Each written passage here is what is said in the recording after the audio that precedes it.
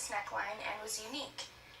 And the second I saw this dress, I was immediately drawn to it and its beauty, and I bought it. The night of prom, I got multiple compliments from strangers and even from teachers and administrators, my friends. When I posted it on Twitter the day after with the simple caption prom, that was when I started getting some responses. And I wasn't expecting it. Cultural appropriation. Oh, boy, Keziah, you done did it now. You done did it now. You have pissed off the entire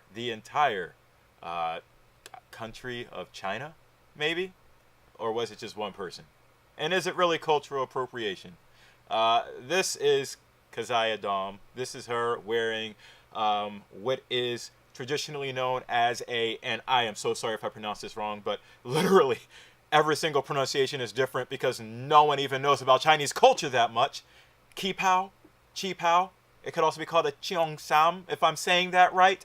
Either way, it is a dress that is typically worn by Chinese women. And Keziah found this dress in downtown Salt Lake City, Utah. That's like Mormon capital USA, right? What's a dress like this doing there? And she decided to wear it to prom. And she posted it on Twitter, as she said. And guess what? Some guy on Twitter decided to say, my dress, my culture, you can see that, is not your GD prom dress. Oh. Wow. He really hit her hard. And I've got a few different ways that I want to come at this. There were also people that co-signed for this guy. And there are people that are saying this isn't cultural appropriation at all. Here's another picture with her doing a little bit of a pose that many thought was also, cultural appropriation. But as she explained, it was from Ethan from H3 Productions. He does that a lot because he's a weird guy. But we need to talk about this because it's like 5 days now. It's been 5 or 6 days, and this is still an issue. People are still trying to figure out if this is cultural appropriation because literally nobody really knows what cultural appropriation is. So I went to the best source. To find definitions for these things, Wikipedia.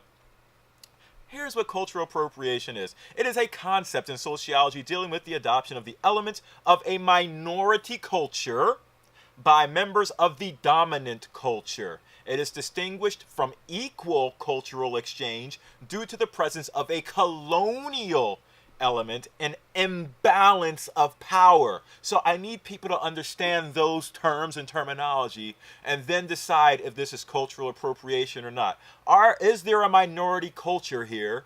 Is there a dominant culture here? If you're saying that the Chinese are the minority culture and that the Caucasians are dominant, you could have a case. It depends on what generation you're living in, what decade you're living in, because by all means the Chinese culture is just as dominant, if not more dominant, than the Caucasian culture around the world. The next thing is there equal cultural exchange between the Chinese and the US? If you ask Donald Trump, let's really get into this, because if you ask Donald Trump, he thinks we're getting shafted in every single way by the Chinese. So this can't be cultural appropriation by that term as well. And is there a colonial element in this? Have we colonized China? Ever? Have we ever colonized China? Maybe the Brits have a couple 100 years ago, maybe up to like 50 years ago. I don't know when China, I didn't do all my history work on this, but certainly not the United States. They were our allies in World War II. According to the movie Pearl Harbor, we after we bombed Japan, we landed a few folks there. We had some influence in other countries like Cambodia, Vietnam, but not too much China. Changed my mind on that one. And then the last thing, is there an imbalance of power? Again, ask Donald Trump. Who's got the reins in this? He thinks it's China. So if anything, if there is cultural appropriation, it might be the Chinese doing it more than we are. So I would like to get your thoughts on that. But I had to go a little bit deeper. Because I had to see, what is Jeremy.lam without the B, because he apparently hates when white people or anybody puts a B at the end of his name. But what is Jeremy.lam, and what are they talking about? What is the culture here behind the Qipao? So I did my research. I studied this, guys. I really did. That's why this video is coming out so late. And I went to this website, and I would encourage you all to do this as well. I encourage everyone to do research when you don't understand things. Because once you do some research before you go and tweet things out, it might really help you, erase that tweet. I wish Donald Trump did that a little bit more. I wish Kanye West did that a little bit more. I wish we all did that a little bit more. So I went to this website. It's called littleqipao.com. There's a website all about the history of the Qipao, and I think it's a wonderful website. Some of the things that they talk about are, how this dress originated. These are like the first images of women wearing Qipaos back in the 1920s. And then in the 1930s, when it was called the Cheongsam. And then in the 1940s, I got to read this to you guys. By the start of the 1940s, the Qipao, which is also called the Cheongsam, was designed in many fabrics and designs. The outfit was worn with many interesting accessories too. However, the Communist Revolution in 1949 brought an end to the traditional Cheongsam. It was completely abandoned from daily clothing. In fact, it destroyed many other fashionable items in Shanghai too. So it was the own Chinese fault for actually destroying this thing. Nevertheless, Shanghainese refugees and immigrants carried the dress to Hong Kong.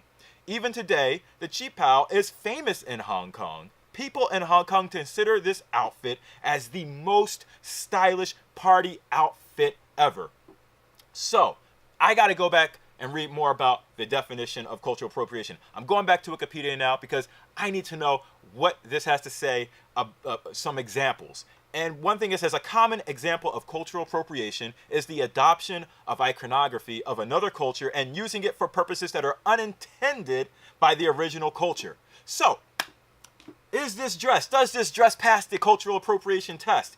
Is this woman wearing this prom dress, which is, in my eyes, the prom is a time where you're supposed to wear a really stylish party outfit, right? Well, guess what? The people of Hong Kong consider this outfit to be the most stylish party outfit ever. So this young lady is literally, and guess what? You see this dress right here? Look at that. Oh my goodness. Look at this. This is a picture. And now watch this. What? She's wearing the exact same dress. Ladies and gentlemen, this is not cultural appropriation. You have my word for it. We need to stop with all this craziness, with all this madness about cultural appropriation. Understand what cultural appropriation is. Do your research. And then come to a real knowledgeable understanding of what you're talking about before you just get your Twitter fingers going and start posting things on the internet. But I would love to know everyone else's thoughts on this. That's why I'm talking about it, obviously. So thank you all for watching, and I am sorry, Keziah, that you had to go through that, but I'm glad you stood your ground, and I am glad that you are sharing Chinese culture with the world, even though it had to be in such a terrible circumstance. That's all I've got for you all, ladies and gentlemen. Let me know what you think. This has been the 125th episode of Tone's Take, and I am Tony, signing off.